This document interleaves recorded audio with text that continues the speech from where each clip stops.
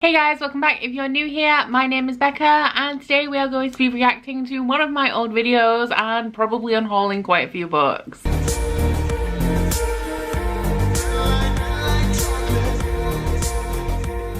So every year I make a video called These Books Will Self-Destruct in 12 months. I believe that I have 10 books per video, and essentially the reason why I make that video is because I am an extremely sentimental person to ridiculous levels. So I have quite a number of books that I was interested in when I got them. Most of them I bought secondhand that I'm not as interested in anymore. Things like young adult contemporary. At the time when I was younger, I enjoyed young adult contemporary. Now I rarely read it, so I have no need to have those books on my shelves, but for some reason I can't let go of them. What applies for me with everything is that if I give myself a list of something and say, if you do not do something with these items in this set period of time, then that is a sign that you are not interested in them anymore and you will get rid of them. Now, what setting this time period does for me personally is gives me an adjustment period of sorts to get used to the idea of letting go of whatever these items may be. So once every year I make the These Books Will Self-Destruct in 12 months video. I mostly forget about that video and just see what happens over the course of a year. Some of them are kind of in the back of my mind if any prompts come up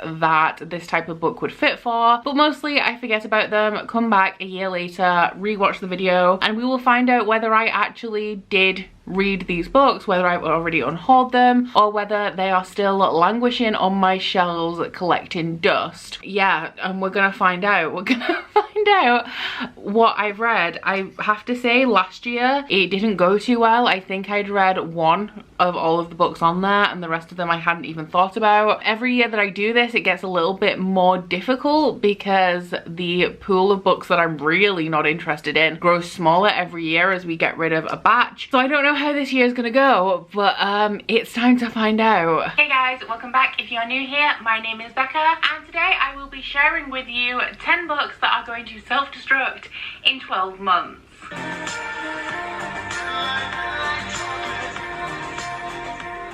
So this is a video that I did around a year ago. I'm just gonna skip ahead to the first book in this because the introduction of this video is probably all of the things that I've literally just told you guys. I have 10 more books that are going to self-destruct in 12 months. So the first one of those is Ink by Alice Broadway. This one is a young adult fantasy. I picked this up because the cover is absolutely stunning. It is a book that I had seen around before. I think I picked this up at a charity shop anyway. I wasn't too interested in it aside from the fact that it's stunning, but my friend Jade from Jade Ray Reads read this series and enjoyed it, so I picked it up and I thought I would give it a go, but I'm not super interested in reading it. So Ink by Alice Broadway, I did pick this up at a charity shop, hadn't heard anything about it, and I had seen Jade read it and enjoy it. However, I'm not sure if it is this video, but Jade commented on one of my videos anyway and said that it was just okay. I'm not missing out if I don't read this one. It is absolutely stunning. Like, you cannot deny that this is a beautiful book. When I put this on the list, I was feeling a little bit like, do I want to unhaul this? Do I want to give it a go? But since this time last year, I've been growing out of young adult fantasy just gradually over a long period of time. But the last year really cemented for me that I don't love it as much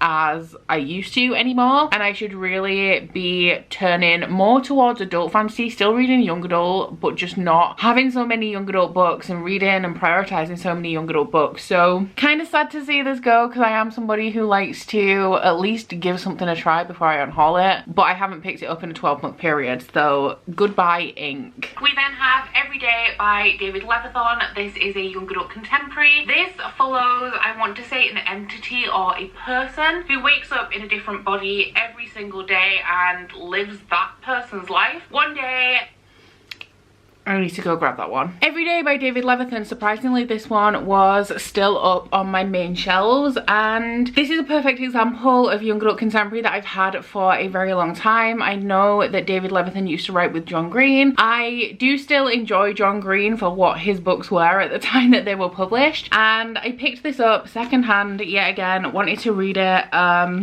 It's a contemporary young adult with a sci-fi twist, but I'm not that interested. I'm really not, and it's hard for me to accept that and say it to you guys, but while I'm feeling a little bit of reluctance in this moment, realistically, I'm not really gonna miss this when it's gone. We then have What If It's Us by Becky Albertalli and Adam Silvera. I have a spotty track record with both of these authors. It's even spottier now. The one book from Adam Silvera I've read. I've read everything by Becky Albertalli that she's published and not liked a single book. I haven't heard great things about this, to be honest, but my best friend Ryan is a huge Adam Silvera fan and he quite likes Becky Albertalli. So he ended up for some reason with quite a few copies of this and he gave me one of these. Is that still up there? It's still up there, I'll get it. So at the time that Ryan gifted this to me, I had read everything by Becky Albertalli. I'm not sure she's published anything recently that I've missed. I've since read another book by Adam Silvera, which was Infinity Son, which was my worst book of 2020, and I did want to read this. This is also one of Gavin's most hated books, who also read and hated Infinity Son last year, and he just said it's awful. He said it's awful and I'm gonna hate it, and I do think that I am gonna hate it. I don't like Becky Albertalli at all. Adam Silvera, I middle of the road enjoy his contemporary, but Infinity Son was just no. So I'm kind of sad that this is going because I did just want to read it, not even for the lols, just because I've read everything else by Becky Albertalli and I do reasonably enjoy Adam Silvera, but after Infinity Son, I think I'm doing everyone a favour by just unhauling this. We then have The Start of Me and You by Emery Lorde. This is just a random contemporary that I acquired. The plot of this one is that we follow a girl whose boyfriend died, and I don't think she's been really living since that incident. So she makes this one I do not own anymore. I have unhauled it, but I did actually read it and I gave it 4 stars. I really liked this. So this follows a girl whose boyfriend died in a swimming accident, and she wasn't even with him for very long, but she feels like her life has been on hold since the time that her boyfriend died. So she makes this list of things that she would like to accomplish over, I think it's the summer, and one of them is to like date her crush. However, while she's trying to date her crush, she ends up growing closer to, I think it's his cousin. Really cute, really solid young adult contemporary romance. Really enjoyed it. I only unhauled it because I read it, I enjoyed it at the time. It wasn't incredibly, like, it's not a new favorite. I don't have sentimental value attached to it. I just thought it was a really lovely, nice story. Enjoyed it in the moment, took what I needed from it, and this is one that I have successfully read and unhauled. We then have Daughter of the Flames by Zoe Marriott. I picked this up at a charity shop quite a number of years ago because it was one of those things, I've said this before, the charity shops near where I live often have a deal so you can have like 3 books for £1, and quite often I would pick up 2 books and need an extra one and not really know what it was that I wanted. So I picked this one up because it is a young adult fantasy. I do still have that. I'm not quite sure where it is. So, Daughter of the Flames. Honestly, could not tell you what this is about. 15-year-old Zira trains to become a warrior priestess fighting against the occupying forces of tyrannical King Aberon. So, this is, as far as I'm aware, just like a standard young adult fantasy. It is an East Asian inspired fantasy, and I love East Asian inspired fantasy. You guys know that. I have a lot of East Asian inspired fantasy written by East Asian authors. I have a couple by white authors, but the majority is either actually translated from, for example, Japanese, or is by an author with East Asian heritage. Now, I was a little iffy about this to start off with, knowing that Zoe Marriott is a white, I believe, British woman. Does it say in the back of this? Yeah, so Zoe Marriott is from not very far from where I live right now. Cultural appropriation is not cool, okay? Let's just lay that groundwork right now. But the odd one, like I can be okay with a white author writing the odd one. Zoe Marriott exclusively writes East Asian inspired books, and there's just something about that that like really rubs me the wrong way, because there's so many great East Asian authors out there. Why are you as a white woman like dedicating all of your writing time to East Asian books? So yeah, I don't like that. Makes me feel a little bit uncomfortable knowing that that is pretty much exclusively what she writes. So I was just gonna read this for the sake of reading it. I believe it has a sequel called The Swan Kingdom, but I'm not sad to say goodbye because like I said, I have a ton of East Asian fantasy I haven't read from actual East Asian authors. I have Battleground by Churchill. This is a book that was sent to me unsolicited by a self-published author. Now, the plot of this one is actually quite... That's all you need to know about Battleground. There's a story behind this that I'm not going to go into, but it's really weird. But this is a book that was sent to me unsolicited by the author. It is a dystopian that is set in the UK after after Brexit and also Scottish independence, and that first, like, I like a dystopian, but I don't like dystopian that hits too close to home because it just scares the shit out of me, essentially. So reading the synopsis of this, I was like, well, the premise sounds interesting, but I know that it's something that I'm really just not going to enjoy because it's going to make me really uncomfortable and not in like a good way. I then actually started reading this. I think I read about 20 pages and DNF'd it because a lot of what was happening in the book mirrored what was happening in the pandemic. So like the army was rolled through the country to keep essential services running so that like not the rich people, but people who worked in offices and things like that and doctors could still go to work. And there was just little similarities like that I was like, this is a little bit too close to what's happening now, on top of the Brexit. Like the UK has just left the EU and Scottish independence hasn't happened yet, but it could be right around the corner. So I unhauled this. Full disclosure, didn't want to read it in the first place, but as it was an indie author that sent it to me, I did at least try, and I didn't like the writing style either. So yeah, it was a big fat nope from me from the second that the email arrived in my inbox, and then subsequently the book arrived on my doorstep, and I'm glad that I'm rid of this book now. Next up we have Clean by Juno Dawson, the very beautiful copper reflective cover. This is a young adult. I'm not sure whether it's contemporary or has some sci-fi dystopian elements in it.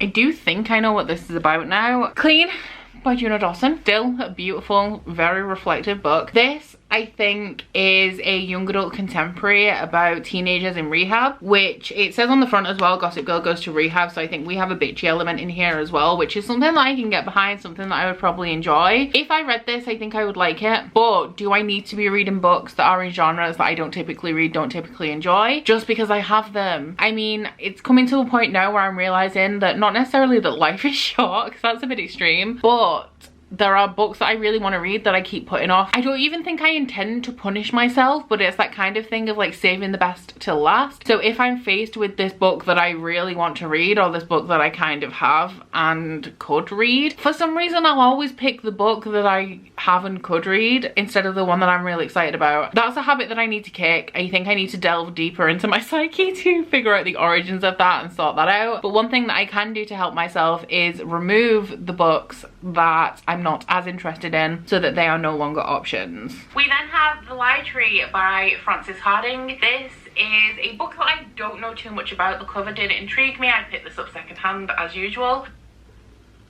I have not read that, and that is kind of, it comes with something else as well, so there'll be more than 10 books in this video. The Library, this is about a girl, something happens to her dad, and then yeah, he's found dead under mysterious circumstances, and she searches for his belongings and discovers a strange tree. Don't even really know what genre to put this in. I would say it's fantasy, but I don't actually know if it is. I was intrigued by the cover, and then at a later day I also picked up Cuckoo Song by the same author. I don't know what this one is about. A girl wakes up after an accident and she's insatiably hungry, but I've never heard anybody talk about these. I don't really know what to expect from them, and if I unhaul one, like if I unhaul this because I don't want to read it, then I'm not going to want to pick up another book by the same author kind of thing, because they're both like linked together in my mind. So not too sad about these ones. Would have liked to give them a go because I was intrigued, but I'm not going to lose sleep over it. I then have The Midnight Queen by Sylvia Hunter. This one has a very strange synopsis. It is a little bit complicated, but it follows a man called Gray Marshall, and it says that in this world, in Britain, it's set in Britain, there are many tongues, many gods, and many magic. However, the way that the synopsis is written and the tone of the story makes me feel like this is more historical fiction.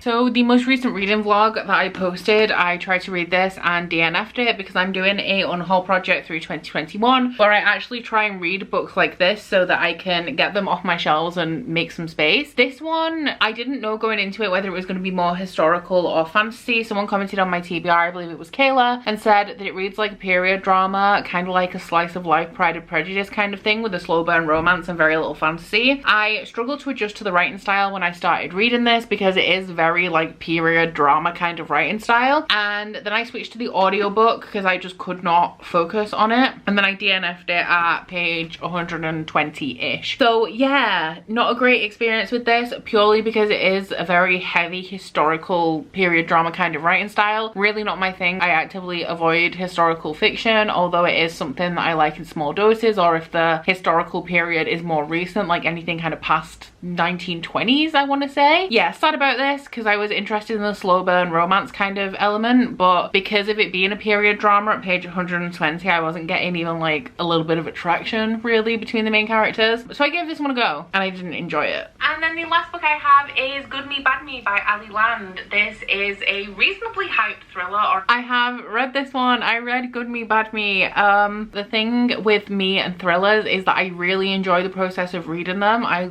enjoy a good thriller, but afterwards, like, I've been thrilled. I'm never going to go back and reread them. I did enjoy, I think I enjoyed the sinister aspect of this one. It's about a girl whose mother is a serial killer and she reports her mum to the police, and she's put into foster care where she's with this new family, and her identity has been changed and stuff for her own protection, but she still like feels the connection to her mother and feels guilty about turning her into the police. I think I gave it 3 stars. It wasn't my favorite thriller. I think it was very slow and it took me a while to get through it. Normally when I start a thriller and I'm enjoying it, I can read the whole thing in like a day because I'm thrilled, I'm compelled, I'm enjoying it. But this one was a little bit on the slower side. Didn't love it, but I did read it and I haven't hauled it because I don't keep thrillers after I've read them. So that was the last one. I would say that we did a lot better this year than we did last year in terms of me actually reading some of these. We have 8 here, but with the addition of Cuckoo Song, which wasn't actually in the video, that makes 11 books for this year. And I've read 2 of them and unhauled them, which was The Start of Me and You and Good Me Bad Me. I tried 2 of them and DNF them, which was The Midnight Queen and also Battleground. And then there are 7 of them that I did not attempt. This is my most recent unhaul stack. It's actually a really pretty stack, but it's also not a stack. Like, it doesn't look like a stack of books that I would read, which I think is very telling. When I have like this,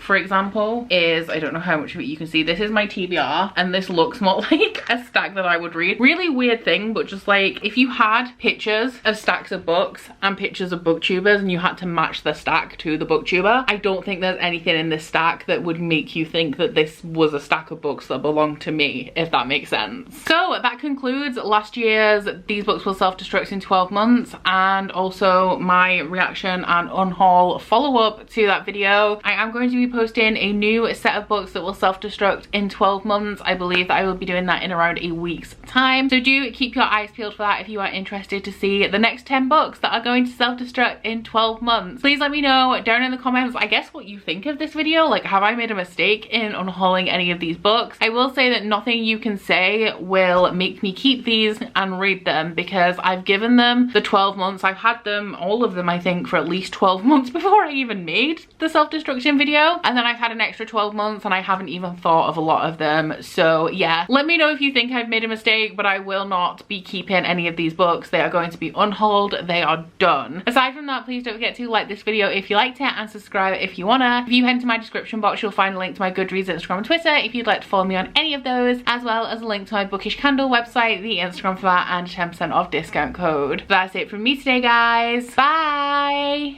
Oh, you bite your friend like chocolate.